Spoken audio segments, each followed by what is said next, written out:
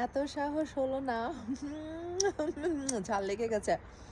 দুষ্টামি করতে করতে দুষ্টামি করতে করতে ঝাল লেগে গেছে।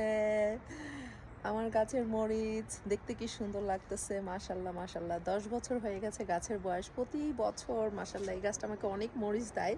দেখতে পাচ্ছেন কাঁচা মরিচ একদম কালো কালো হয়ে আছে। Looking really nice. I am so happy আমার গাছটা আমি শেয়ার করতে পারতেছি সবার সাথে।